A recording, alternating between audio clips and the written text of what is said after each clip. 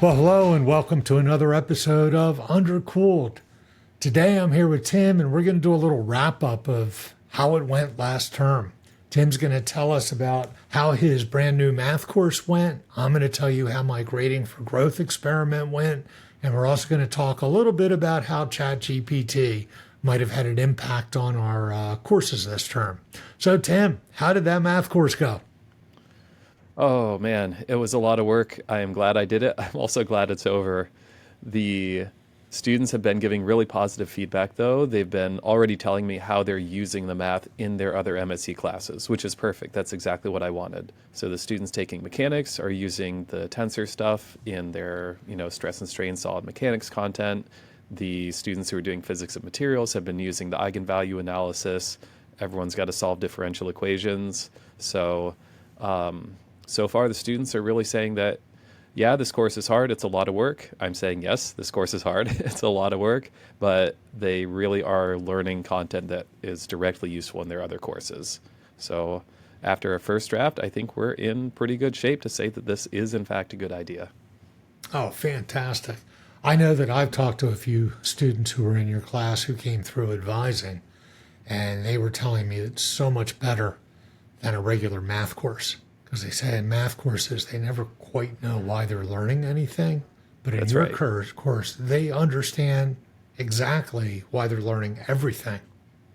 And that's Yep. really cool. Every single video for the class, there's always a slide that says why it matters. And if I can't make that slide, I know I need to change the lesson. But it's always here is a problem in material science where this math content is applicable. So how did you actually set up the class? You mentioned videos.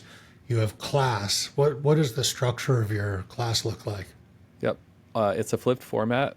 The content delivery mechanism is video recordings. They're generally about 20 minutes in length, some a little longer, some a little shorter.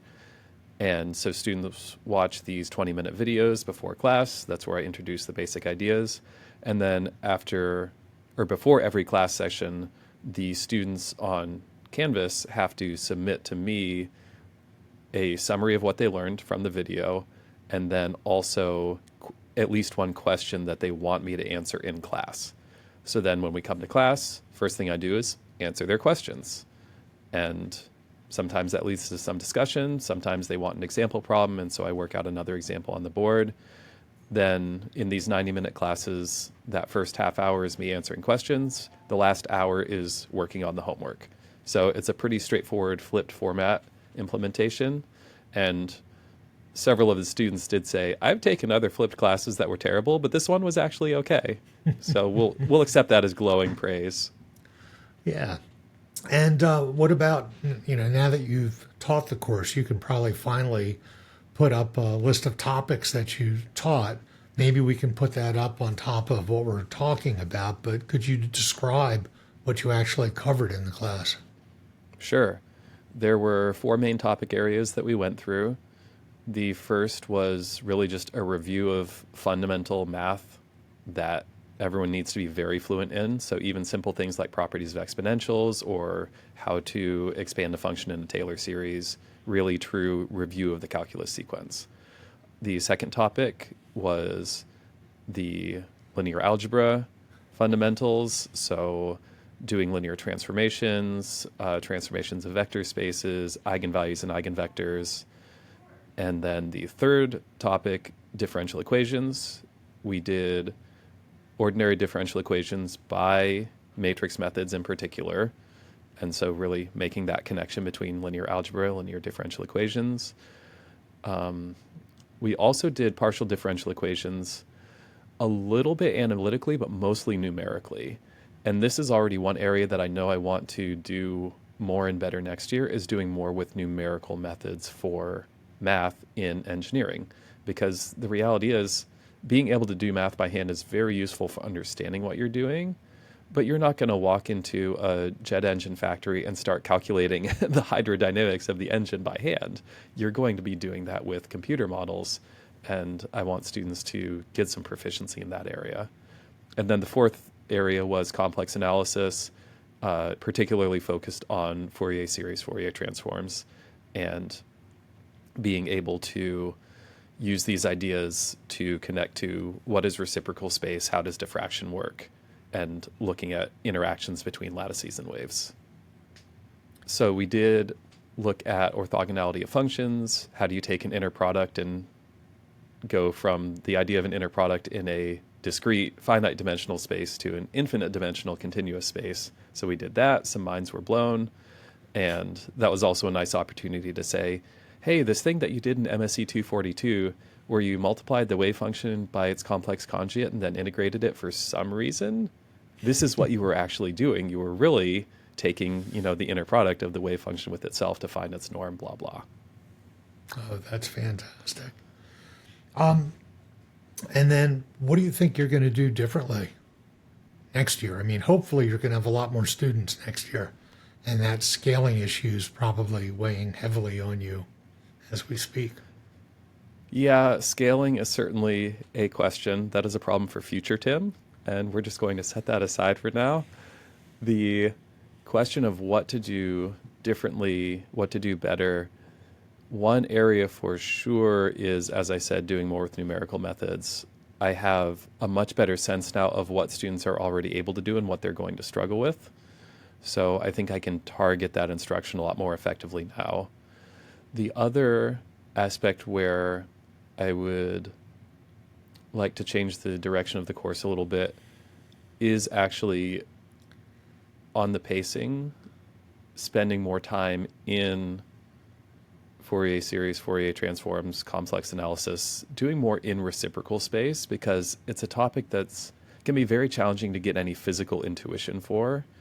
And that's something that I think will serve the students really well in structures and also in their experimental work. Everyone does XRD. You have to be able to really describe what's happening physically in the interaction between waves and a crystal structure.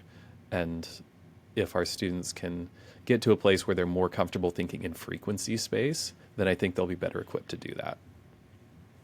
That's great.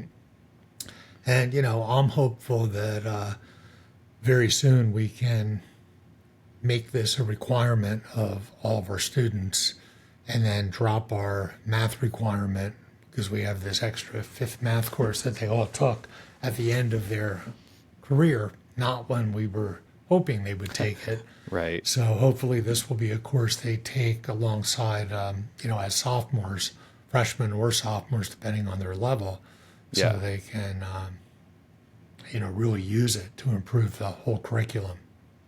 So do you think that, I imagine you're going to want to run it through one more time with more students to feel comfortable about doing it, because when we do it for the whole class, we're talking like pushing the enrollment up to at least 40, maybe That's right. 50. There's no reason why we can't restrict it to only MSE majors at first. But I have a feeling that people are going to want to take your course from other departments, and it could really grow. So those are challenging things, again, for future Tim to think about. But I think from our own department's perspective, I think I'm convinced that we have to do this, and it has to be a requirement for all of our students, because it's going to make a much better graduate of our program if they've gone through this. Yeah, I agree with what you're saying. It's not quite ready to be a required core course yet. It needs one more pass on the iteration. Mm-hmm. And the other thing that I think will really justify it being a required class is making the connections with our other courses even more explicit and intentional. Right. I know that Wenhao and Ashwin are doing a lot with the kinetics course to implement more with numerical methods in that class. And I've been talking to them about how we can make some additional linkages between the math course and with kinetics, which is typically the most mathematically challenging class for our majors. Right. So I think after we can get that dialed in, then we'll be ready to just give it a spot in the curriculum and hit go. And I also think ultimately it should be a required course for some of our computational material science courses. So the course that Katsuyo Thornton created, would probably really value a lot of the computational skills that you're teaching your students while they're in your course. So, I think this could be a linchpin for success for our students. But I'm hoping it goes as you teach it again with maybe double the number of students or something next year. Then we would have run it 2 times. We can make it we can actually make it a permanent number right away if we tell the college that this is going to be a required course. But there's no rush. We'll certainly be able to get a permanent number for it, and I'm hoping that in 2 times it becomes the required course. And I also think we need to find other faculty who can also teach it. This probably shouldn't be just you, because we should probably offer it both terms since it's a required course. Mm-hmm. And that's something that the flipped format is an advantage for, is the content is already there. The videos are made, the homeworks are written, the quizzes are written. So it's a pretty turnkey course to teach. You just have to be willing to show up and answer questions. Now, another topic you raised earlier, the generative AI question, it's very, it's such a double-edged sword in this class, because as a tool for writing code, for helping with numerical projects, and even just for doing research, for figuring out how to ask a question, like what are methods that you can use to solve partial differential equations? It's a really good tool to be able to use. But of course, like with every other tool, people will misuse it. And I'm still not quite sure in the course design how much I want to try to sort of engineer the learning experience to enforce boundaries on AI usage. When should it be required? When should it be forbidden? What is the gray area in the middle? Because teaching students to use these tools effectively and appropriately is really important. I completely believe that's something that we have to do as faculty. And so thinking about how to structure the assignments so that when it is the right tool to use, students will want to use it. And when it's not the right tool to use, that students will not want to use it because it will be less efficient than other tools. That, I think, is the design challenge for next year, is structuring those assignments so that it makes sense when to use AI and when not to. Right. Right. And of course, the real challenge is if students decide to use it to cheat. And that's not a efficient or useful thing for them, of course. It's almost impossible to detect, yet we all know when we see it. We just can't prove it. And I'll talk a little bit about that with my particular course because I have some unique issues. But I think it's true for almost any faculty member.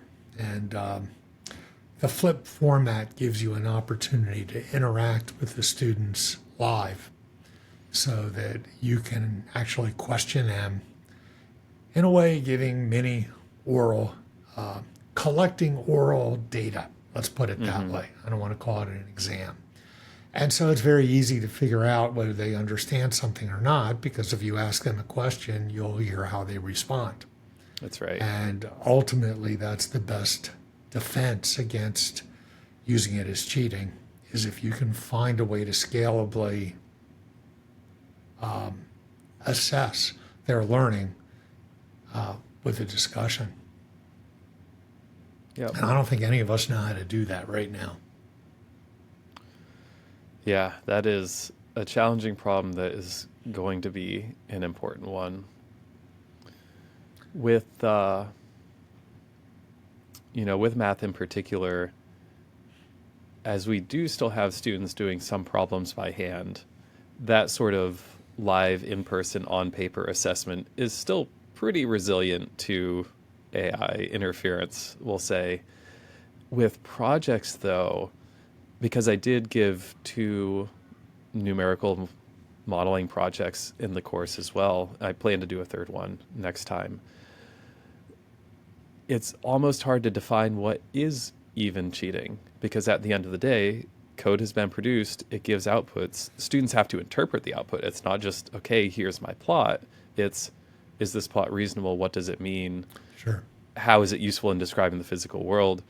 And there is at least still this year, there's a level of quality in those interpretive responses that I find GPT is really not capable of achieving yet, especially when it's, here is a plot, describe the physical meaning of the different curves. That's something that it very quickly becomes apparent if the students don't have an understanding of the output of their own code. Yeah. It's going to be an important tool that we just have to learn how to use. I guess I chafe when I hear people say, "Oh, it's like when we got calculators, we thought the world was going to end and all this stuff." But I was in college when we got calculators. It was not like that. It was nothing like ChatGPT. It just meant we didn't have to use our slide rules, and it gave us an answer a little bit more quickly. But that's all it did. It just did a routine calculation. There was no intellectual contribution that the calculator made, unlike ChatGPT that actually is doing intellectual work by copying legions of other people who put stuff on the web a long time ago. It's a very different thing. It also was trivial to use a calculator. It is not trivial to use ChatGPT because of all the vetting you really have to do to make sure it's accurate. And honestly, I think one way to give exams without worrying about ChatGPT would be to ban all electronic devices in the room and hand out slide rules. Because I think it's a good mathematical thing to teach students. It's trivial to learn how to use a slide rule. I'll have to spend another day on properties of logarithms. Yeah. And I see a need for slide rules because you can't use ChatGPT. But once you these calculators these days are even so powerful, that you could put all sorts of crib notes in them and everything. So just saying you can use calculators doesn't really solve the problem for a determined person. But, of course, how do you stop the student who's going to stash their device in the in a bathroom and ask for a bathroom break and go get their device and figure out how to do something? If someone wants to cheat bad enough, they're going to find a way. It's not our job to prevent every possible option because that's simply not realistic. It's our job to create sufficient barriers that any honest person will be disincentivized from being dishonest. Remove temptations. And electronic devices are temptations. Oh, absolutely. It's funny you say that because I am giving a final exam for the course. It'll be next week. And the final exam is pencil and paper. Mm-hmm. You may bring any handwritten paper notes you want. You can bring a whole notebook if you feel like it. You can bring nothing. I mean, that's up to you, the student. But you will be given some questions on paper and you will have pencils and you can bring paper notes. And there was much wailing and gnashing of teeth in class when I announced this. And so I took 10 minutes to explain, here's what happens cognitively when you sit down and write. There is actual learning value to this process. It's not about being a rules enforcer. It's like, it helps to prevent cheating. And I'm not going to pretend that's not part of the motivation. But part of the motivation is just sitting down and actually taking the time to be quiet and focus and to write things out on paper is very transformative intellectually. And that's something that our students owe it to themselves to spend a little more time doing for their own benefit. So eat your vegetables. Yep. And I'll talk about some of that in Michael. So you're telling them they're not allowed to bring electronic devices? I'm not going to be sitting around checking students' pockets for cell phones. That is weird, to say the least. But no electronics may be used on the exam. Okay. And you're having them do the honor code and yes, you'll sit outside. So other students are on notice that they are, ethically bound to report students who do pull out their electronic devices. And you don't even have to say that. It's just supposed to be part of the honor code. Right. So, well, cool. Yeah. Anything else about your course you'd like to mention? I don't think so. Now that we're talking about assessment a little bit, I know you've been doing a lot with grading methods in your course and how you want to assess students in multiple different ways. So maybe let's get into that. How has your Okay. experience with alternative grading methods been working out this semester? It was rough. It was rough. It's brand new to me. So I made many mistakes. I think I recovered from lots of them. I know much better how to, much more, I know how to do this better, I think, next time. I still think it worked out, though, in the end. And I'm actually happy to say that I feel I have more than just anecdotal evidence. I didn't do a study or anything, but the learning gains in this class were probably higher than in the last 15 years. That's So I excellent. think it's finally helping students learn more. And that's the whole point of this. So just as a recap, I'm teaching a introductory material science course based on Bill Callister's book. It's our 4-credit intro course that traditionally was taught with 3 50-minute lectures a week by a professor. And then there was a 50-minute recitation session with a graduate student.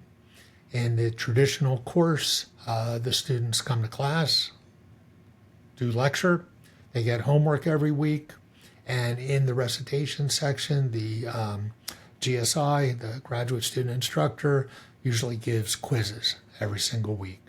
There are typically 2 midterms and a final, and so your grade is a weighted average of the homeworks, quizzes, midterms, and final. And that's a pretty traditional format for most courses for the last 2,000 years. And a long time ago, I had learned about active learning from our Center for Research on Learning and Teaching. And I started putting more active learning into the classroom and doing little experiments. And it was pretty interesting. I had, would have one session that was flipped and the others were traditional. But then I ran into my friend Eric Mazur at a Materials Research Society meeting, and he told me to blow off the conference and come visit him and look at his class. So I, got on the subway because it was in Boston. So I went over to Harvard, and watching that class totally changed my life and the way I teach, because he had completely stopped lecturing. And I had known, I've known Eric for a long time because my research area is ultrafast laser interaction with materials like Eric. And I also knew about his teaching work with peer instruction. And I had even tried, devices in the classroom, wired TI-83 calculators with, a whole system to do audience response for doing, active learning. And that was great, but it took way too much time, and I kind of abandoned it because it just really got in the way of the whole class. And it took me another 15 years until I ran into Eric again when I realized that I got it wrong. It was not that the clickers got in the way of the class, it's that the class gets in the way of the clicker. And so once I gave up the idea of lecturing at all, it just changed everything. And so I started using nb.mit.edu, which was the precursor to what's now Perusal. I started doing homework activities in class as a team-based effort. The students would always sit in teams. And so it was a team-based, project-based approach to teaching. I got rid of the recitation because all of my classes ended up being like recitation. So I just did 4 hours of instruction instead of 3, and farming it off to a GSI and instead engaged the GSI to help me do all of this team-based learning. I eliminated exams because I had read the literature that they're not really a great way to measure learning, and instead used a format called readiness assurance activities to give a machine gradable test to the individuals, followed right away. The immediacy is important by the exact same quiz, but then the team would do it. And in the team round, it was open book, open notes, open internet, and I had an army of instructional staff help students. So that's what I had been doing for a while, and there were a lot of problems with all of that. It was way too easy for students to just do everything I asked them to do, and they found shortcuts and ways to game the system, so they never learned anything.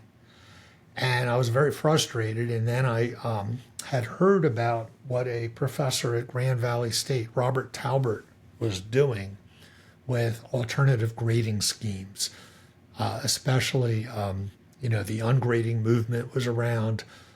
Specifications grading was a big thing.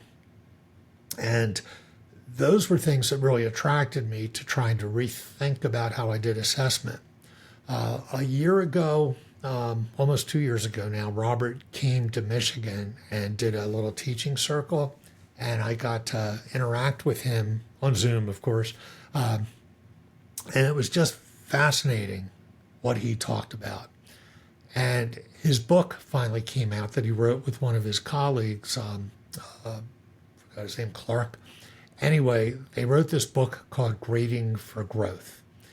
They changed the name of it from mastery grading to grading for growth because mastery grading has all sorts of, social implications, and just the same reason why real estate agents don't call it the master bedroom anymore. They call it the primary bedroom. And so, we don't master our standards, we achieve them, and it's a better word.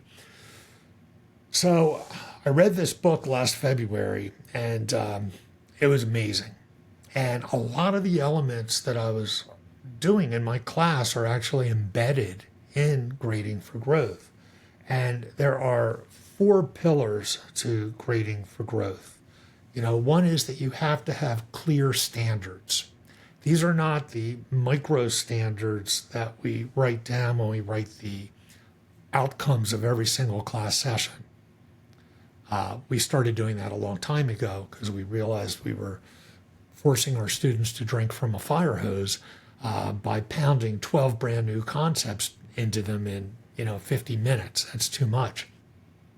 So instead, standards are sort of at the module level, or the not at the macro level, not the course outcomes, but not the session ones, but something in between, a small enough set that you can point to these standards.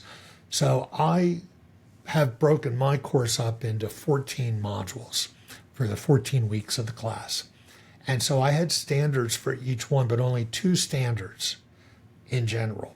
One was a conceptual standard, and the other was a problem-solving standard, because in most engineering courses, those are the 2 kinds of things that you partition, and they're very different. And yes, you have to understand the conceptual before you can do the problem-solving, but the problem-solving,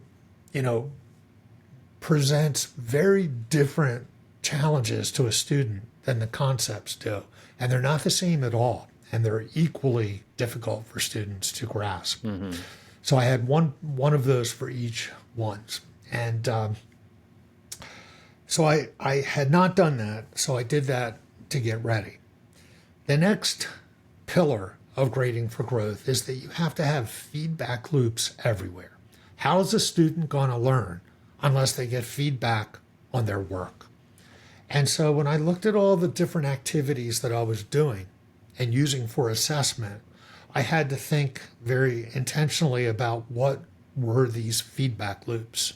Some of the activities already had feedback loops. So of course, in my class, the first introduction to the material is not a lecture. Instead, I use reading, and I use perusal, which is a way that students can read the book. They're required to annotate parts of the book. That'll become, their annotations become visible to the rest of the class, and students can annotate those annotations. And the hope is that you generate a discussion about the book before they ever come into class. They don't need a lecture. They can do that. If they want a lecture, yeah, I have all my recorded lectures from the COVID days, and they're welcome to use that. Those are optional if that's how they prefer to learn. But they still have to go and read the book and do these annotations. So they're getting feedback through that from their classmates, and that's a lot of feedback. When they do the homework, they do the homework on their own. They're only graded for their effort. In fact, I tell students if they make a closed form, compact solution for the homework set, like they've been taught to do their whole lives, I tell them they're going to get a 0 because I want to see their messy work. I want to see that they struggled and tried again. So I'm going to give them a 0 if they make it look perfectly neat and perfect. I want to see their mess. I love that because I deal with the same problem in the lab course when students are trying to keep a lab notebook and they're trying to submit reports as their lab notebook. No, it's a lab notebook. It's a journal. Show me the struggle. Show me the mess. Show me the blind alleys and the wrong turns. Like, if you're not doing those, you're probably not engaging with the projects the way I want you to. So, yeah, I very much understand that struggle. But then they come to class and they have a homework activity in class with whiteboards, with my instructional aides, helping them where they make a better homework solution set. Then my set comes out, and then they have to take their original document and they have to mark it up. They grade it themselves, whether it's a math or algorithmic error, they circle in blue and correct it. If it's a conceptual error, they circle it in red, and then they write a paragraph about how they overcame the barriers to understanding that. And then they let me know if they still understand it or not, and I grade that for honesty. So that's a lot of feedback in that process. And there's also, in both of those cases, the next pillar, which is reassessment without penalty. We learn by making mistakes. So I don't want to penalize students because they make mistakes. I want them to make mistakes because I want them to learn. So in the case of perusal, they can keep making annotations until they get a really high score, right? There's no, as long as they do it within the time frame, unlimited attempts. With the homework, how can, it's only graded for effort and honesty. So they can make lots of mistakes as long as their reflection, they've corrected everything and understand it. And the same goes with our reflections. So again, I'm haunted by, Father Guido Sarducci's 5-Minute University, where too much of education is focused on the immediacy of what did they know on this day when they took a test. And everyone forgets that's not what's important. What's important is retention. Right? Retention and the ability to use what they learn in this class in their future life. And so, looking at, the literature, there's a lot that can be done. What's wrong with cramming for an exam is that nothing goes into long-term memory. Learn it, forget it, and it's a waste of time. So in my class, I try to stretch everything out to 3 weeks, and at the very end, I make them revisit it. I have them do a standards reflection, where they look at the standards for each module, and they show me evidence from their work that they achieved those standards. They all get 100 on it. I just want them to do it. The whole purpose of that exercise is to make them revisit their work and reflect on it, hoping that will drive that into their long-term memory. So again, they're using themselves as the feedback loop, right? And they're all going to get credit for it, so they're not going to fail when they do it. And then the one thing I hadn't been doing that I built in was in the RAAs, the reassurance activities. Last year, I made it way too student-centric. I made it that they had to get 15% on their individual effort and 85% on the team effort, and then I would weight that score. There's no individual accountability. Nobody learned anything. So this year I made it 50-50 averaging, but I imposed a few other things. The team round, it's open book, open notes, open internet, and we give them hints. So if the team can't get 100%, there's something drastically wrong. Especially since these RAAs are questions very similar to all the things we do in class where we do practice. So I told them if your team doesn't get 100%, no one will pass this exercise. And then if you don't get and you needed a 84 average to pass this event, which meant they had to get at least a 66% on their individual. And so I allowed them, if they didn't get a 66% on the individual round, they were allowed to come for one retake, where I made a new quiz. But they had to come to my office hours to take it. And the idea of that is that it gives me a chance to give an oral exam to the bottom part of the distribution. So I'm limiting my effort so that I can handle a large class and work with the students who need my help the most, not the grade grubbers who are trying for, they were unhappy they only got a 90 instead of a 93. I don't need to talk to those students, but I do need to talk to the students who really struggled. And this goes into the next pillar, which is marks that really assess the growth of a student, meaningful marks in the assessment. And this is where it really challenged everything I had ever been doing. And it kind of challenges the way our whole community does grading. And it's embedded in all of these learning management systems like Canvas or Blackboard. And it's really kind of evil. We all give different kinds of assessments, and then we use a weighted average. And we feel that's okay because everything is measured in percent, which doesn't have units. But percent does have units. They're embedded units because you need to say percent of what. If you don't say percent of what, it's a meaningless number. And the grade you get on a reading assignment is very different than the grade you get on a quiz, which is very different than the grade you get on a project. So how can you mix your units and do it like that? And in material science, we should know better because what's one of the hardest things students struggle with when they first learn about phase diagrams? They confuse composition with fraction of phases. Why? Because they're both measured in percent. And they're really different things. It would be totally meaningless to take an average of those things. They have nothing to do with each other. And that's what's wrong with grading, the way we're normally grading. So to solve that, they suggest using something called a grading table. And I'm going to show the grading table on top of what we're talking about right now if you want to watch the video version. But I make a column for each type of assessment. Then I look at that assessment and I say, the only thing I care about, again, you don't want to use 0 to 100 because that compresses to 70 and then we don't have any accuracy.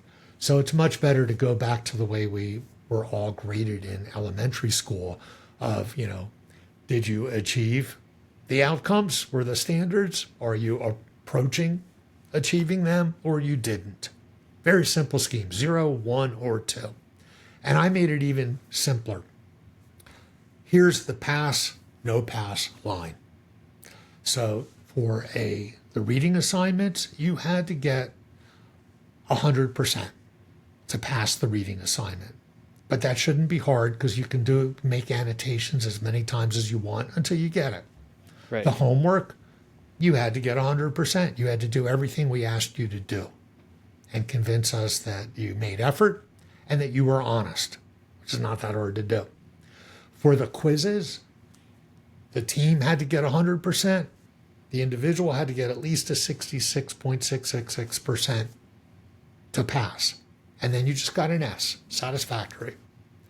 And then in each column, I asked, what percentage of satisfactory scores during the course of the year convinces me that you've passed with the bare minimum requirement to go take another course? That's a C minus in our College of Engineering. And so I thought, probably that's like a 60%, no, a 70% for like the reading for all these things. So it's a threshold level. So if you go along the rows, you set the row for the lowest passable values. For the quizzes, it's a little harder. So I only made it, to get I did the C minus level, the B minus level, and the A minus level. The A minus level ended up being just 80% of the readiness assurance activities, 90% for just about all the others. And then I had one additional column for required components. So I make them do CAPME surveys for peer evaluation. If they don't do even one of those things, they can drop a whole letter grade. Because I'm sorry, those are easy things to do, and it's a required part of the course. I give them lots of opportunities to do it, but those are just mechanics of the course. And then I have thresholds. So it's like a game. If you play Candy Crush or something, if you want to move to the next level, you absolutely have to do all the things you need to do to go to the next level.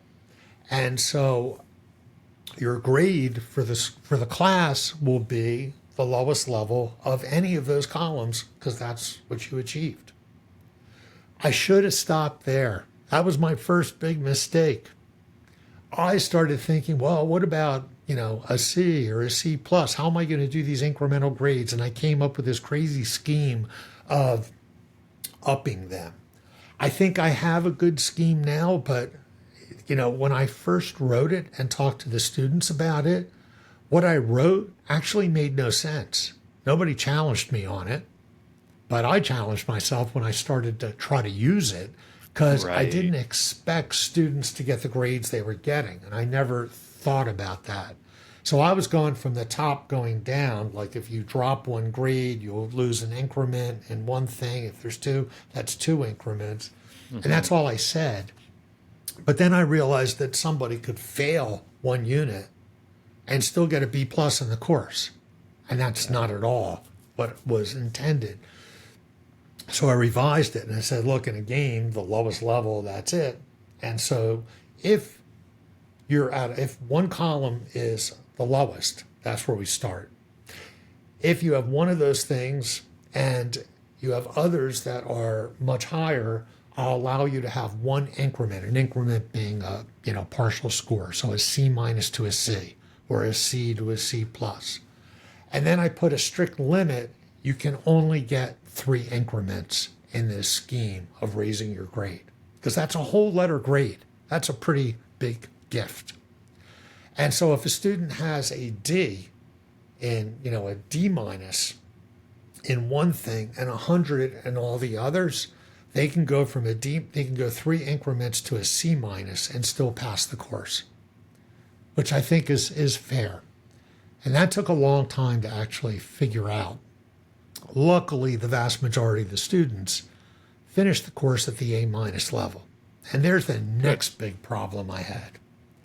The next big problem I had was in the last few years, 85% of the class was getting an A, and only 10% of the class knew anything. This is a problem. And so this year, before I even had them register, I wrote a note on the registration page saying this year's going to be different in order to, and this is something I learned from the book, Rating for Growth. I haven't given an exam for 15 years, but I'm giving a final this year. They made the point that a final exam is something that you do at the end of the course, after the course is over. All the learning is done. So it's okay to have something that's a summative evaluation because you're not trying to teach them anything at this point. Right. The RAAs, it's all a learning experience. It's wonderful. So the final could be a, recertification of your learning. And as soon as they said it to me like that, I thought, what a great idea. So I made a final. The final is optional. Students don't have to take it. I don't mind giving everyone who doesn't know anything a B plus in the course as long as they do everything I told them to do. That's okay.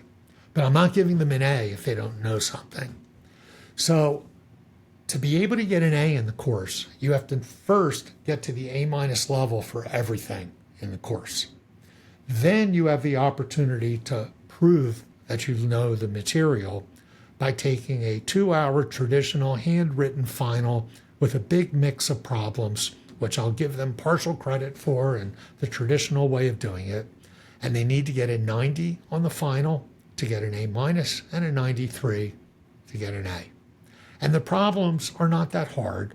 They're all the problems that we did through the entire class. So that if they actually learned and did everything I told me honestly, they should have no problem scoring a 90% or a 93 on the final. And then to allow students who say earned a C plus, anyone who wants to take the final can increase their grade one additional increment, so the C plus to a B minus, if they get a B minus on the final. Well, I thought that was pretty fair.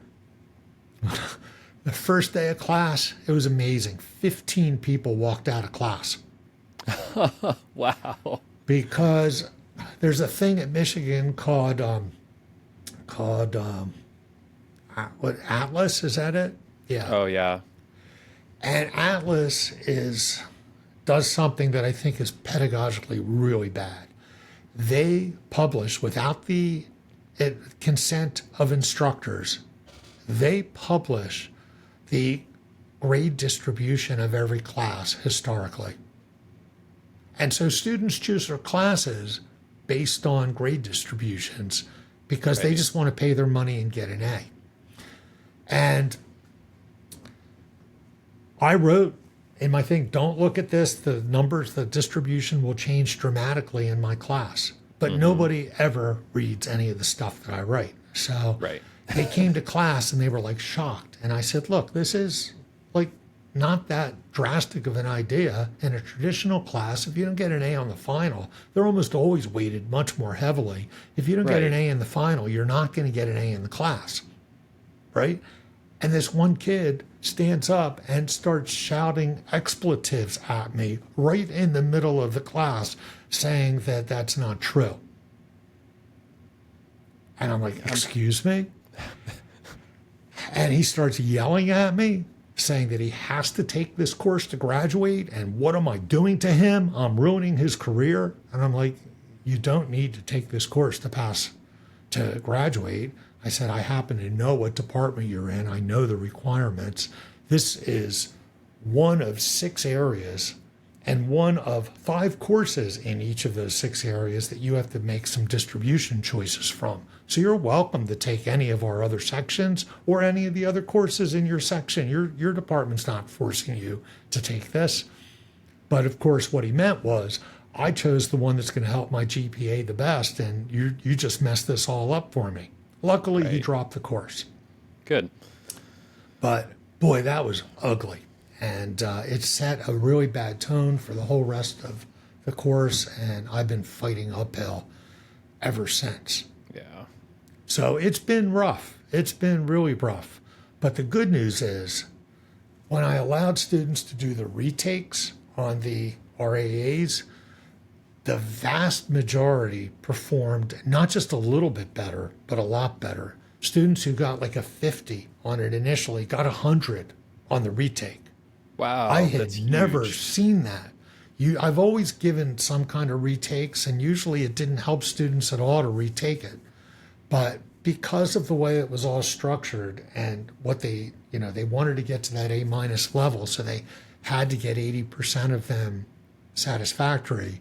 It motivated, and they've even told me they studied really hard to do the retake. And so I view that as a major success, that they actually learned more of the material. And so that made me happy. And I'm hoping they study really hard for the final. But the ChatGPT stuff, it kind of destroyed perusal for me this year.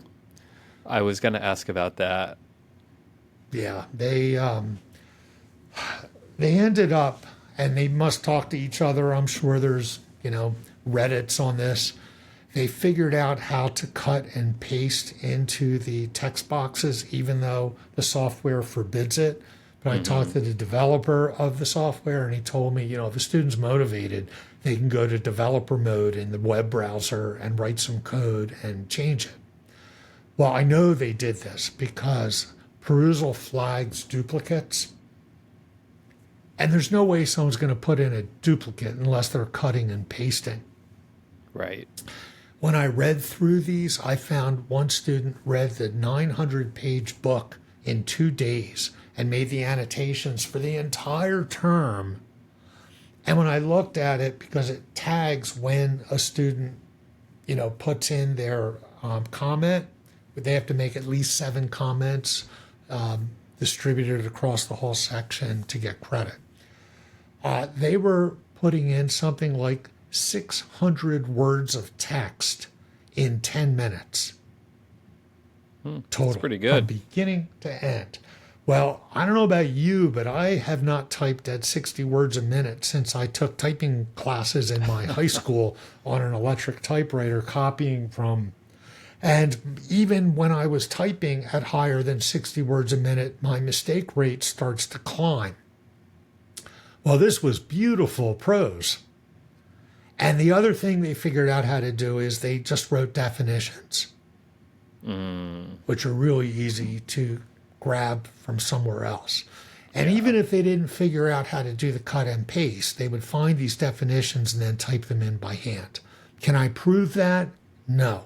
But I can prove if they did 60 minutes, 60 words a minute, there is clearly academic dishonesty going on because nobody can read and comprehend and put that much in that time. So, it doesn't matter how they did it. It was clearly dishonest.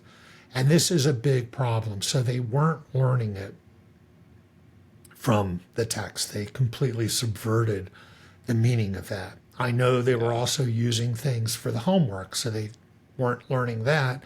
But hopefully by going through the activity in class, I covered some of that.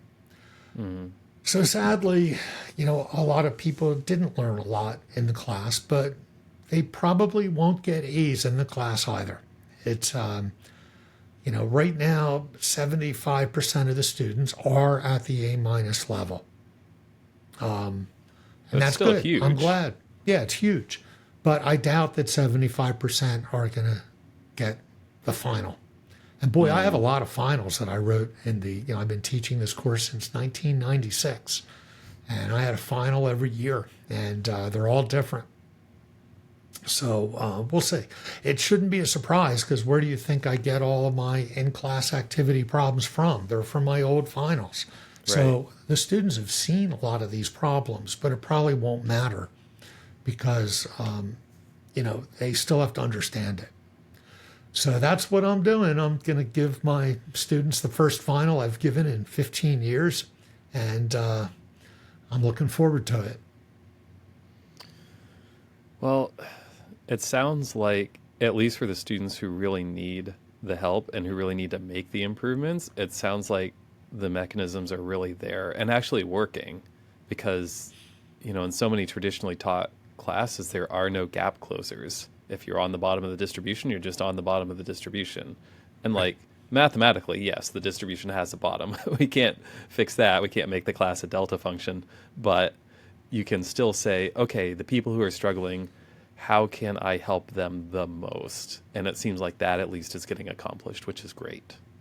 Yeah. And, I didn't talk a lot about my instructional aids and all this, but all that other stuff worked. I should also mention, because I was doing this retake, our chair was very kind to me, and I had a smaller section. There were only 30 students in the class. So, whether or not this scales, I don't know. But, I'm starting to realize scaling's just a bad idea because scaling usually ruins things. which is why I'm hoping your math course is taught both terms so that it doesn't have to scale that big. Because I think there's real value in small classes. And, I certainly wasn't the first to come to that conclusion. That's well known. And so scaling it is not always the best idea. Actually, it's always a bad idea. So what are you planning to, well, before we go, what do you want to do differently next year with the grading? I think next year I'm going to get rid of the incremental scoring or make it very, very clear that, that I'm going from the lowest one up. If you have 3 low grades, right, each grade, each column requires an up, right? So if you have 3 grades at the lowest level, the highest grade you're going to get is 1 increment because it took 3 increments to get those 3 up 1 level. Right. And I'm not going to round up, I round down. So if there's 2 that need to go up, you only have 3, so that's only 1 up. Right. Okay. And I think if I did that, that'll make it better. I am going to talk to the people at Perusal to see if there's a way to block definitions as counting. There's no value in a student writing a definition for a word that's already defined in the book. They need to reflect on what they're saying and synthesize. And I don't know. I find ways to enforce the requirement. They show me their messy work, just like you're doing with the lab modules. I think, not sure exactly how to deal with ChatGPT. I think it's really damaging my class. I participated, we have Amazy in my class, which is, in our university, it's a curated data set with just my material, and I set a system prompt so students don't get the answer. They get a guided way to approach the information, and that's all good, but it doesn't quite work well. I've also tried Learning Clues, which is a commercial version of that. And these are very powerful tools, but I'm not sure that it's valuable for learning.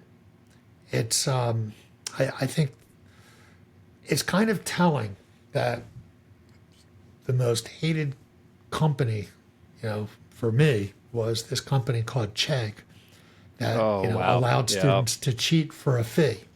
Well, Chegg was valued at $99 billion a year ago. Now they're no value. They've been destroyed because ChatGPT does what they did better, and it's free. And I think that says a lot.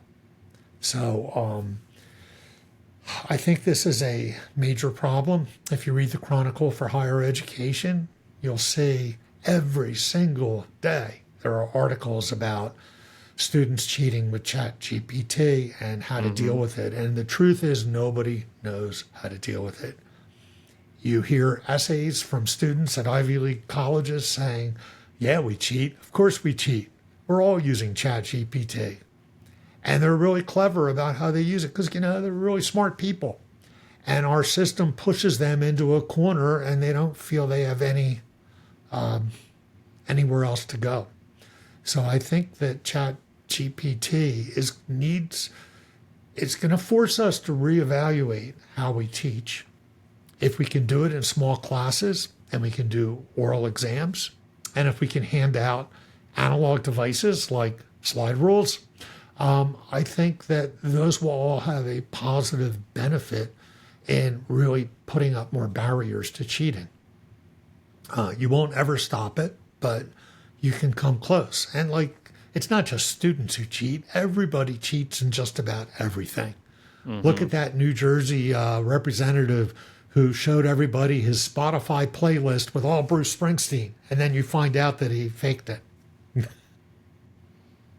Yeah. All the doping scandals in athletes, this is just what people do. Yes, and so we're really fighting uphill, and yet we have a real sacred responsibility to teach students how to use GPT, Gen AI, responsibly. And there's nothing wrong with using Gen AI if you give it credit. Nothing different about academia, where we're supposed to be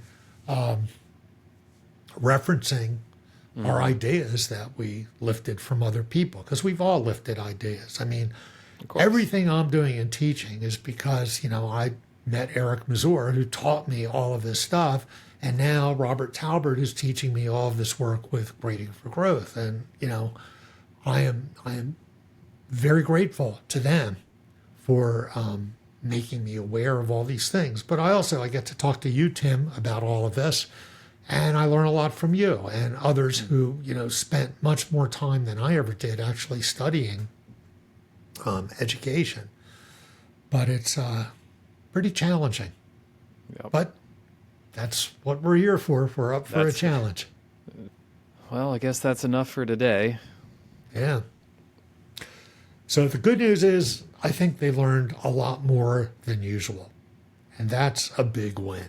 So I'm going to try to focus on that. And I'm really happy to hear that your students are learning a lot too. And I think you've really broken a structural problem we had in our program. And I think our students will perform much better when they take 335 or 330, whichever they're dealing with. And I think it'll translate to when they get out in the workplace. Here's hoping. Yep. But yeah, as you said, at the end of the day, the students are learning more. Then that, I think, is the thing we need to focus on the most. That's right. All right. Well, with that, thank you all for joining us, and we'll see you on the next episode. All right. See you later. See you next time.